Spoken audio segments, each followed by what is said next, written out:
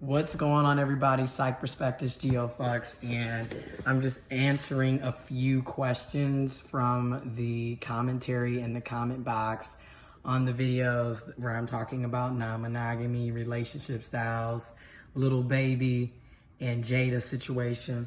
And someone said, and shout out to you for leaving your comment and sharing your perspective. Thank you.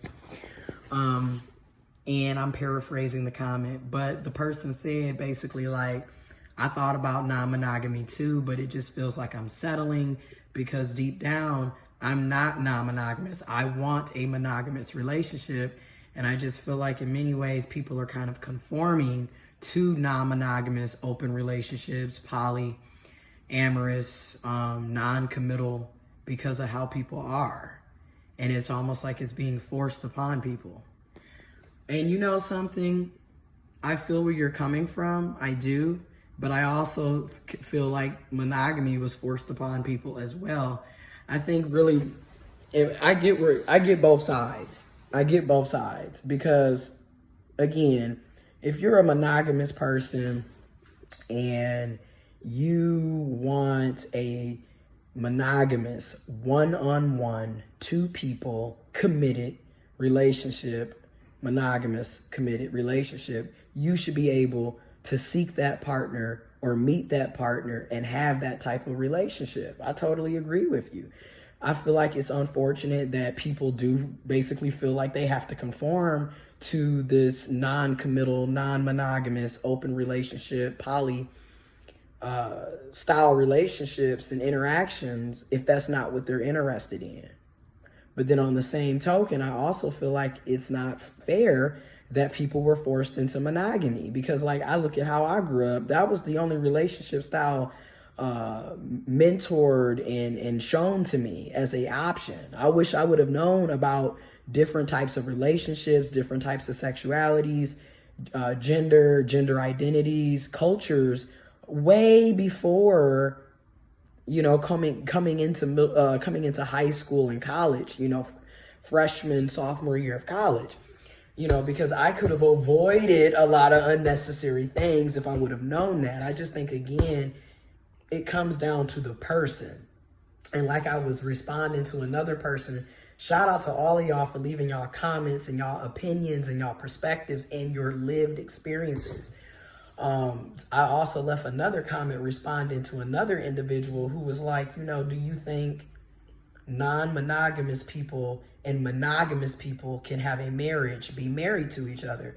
And I was responding like basically saying, again, it's about, in my opinion, it's about communication, transparency and honesty, and comprehension. Because again, people are going to do what they want to do. They're going to have the relationships they're going to want to have. They're going to engage with people how they want to engage with them, at the end of the day. I can share my perspective and look at different perspectives and share my experiences and opinion. But at the end of the day, people don't do what they want to do. And I do think there are people that are monogamous that are with non-monogamous and non-monogamous people that are with monogamous people. There's people who have open marriages where they're committed to each other. They're only going to be married to each other. They are life partners, but they have an open relationship, so an open marriage where they can go and have sexual intercourse and different types of relationships with other people. But it's open and it's agreed upon. So like I was saying in that comment, as long as the parties involved both agree upon it, and, that's what they want for each other and themselves, and there's an agreement, I don't see a problem. I do think it's doable, and I think it has been going on,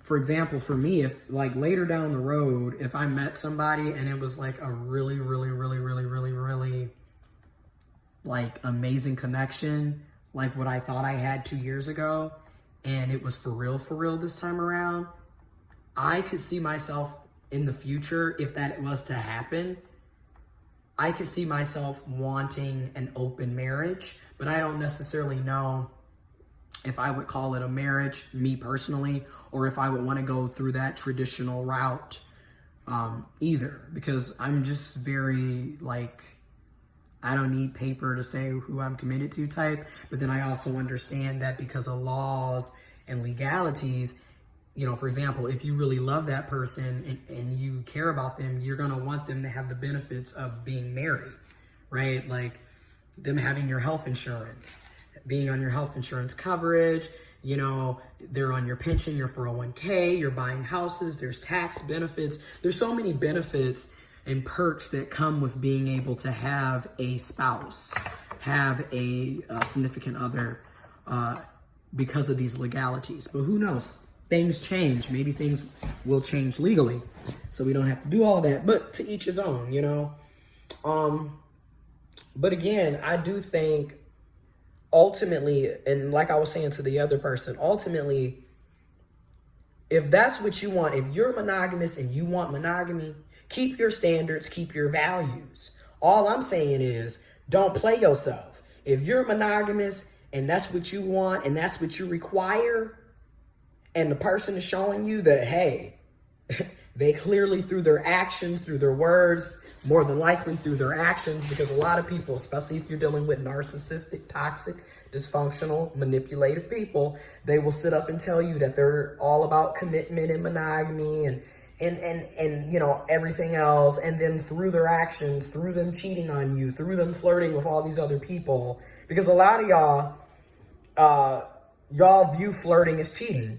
You view having emotional connections with other people as cheating. You view having sex outside of the commitment as cheating in monogamous relationships. So depending on what you see as cheating, if you see those types of actions, you need to back away from that person and realize that that person clearly is not trying to be monogamous with you. That's all I'm saying. Instead of constantly being the victim. Because when you look at the Jada and Little Baby situation, it's the same thing. The situation with the baby and Danny Lay or whatever her name is, it's going to be the same thing. Again, these people, y'all want committed monogamous relationships, but then y'all want to sit up and get, you know, you're hurt and sad when the person is showing you through their actions, like, and through their words sometimes, hey, they're not monogamous. Okay, then stop following that person. And then to my non-monogamous folks, be upfront. Be upfront. Be upfront. Be honest. Be transparent. I'm non-monogamous. I'm not looking for a committed monogamous relationship. I mingle and I talk to multiple different people. You are not my main person. Be upfront and honest. And that's real.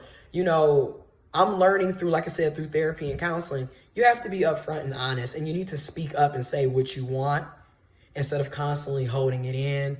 And to self-validate. Stop looking for validation from outside people. That's another problem.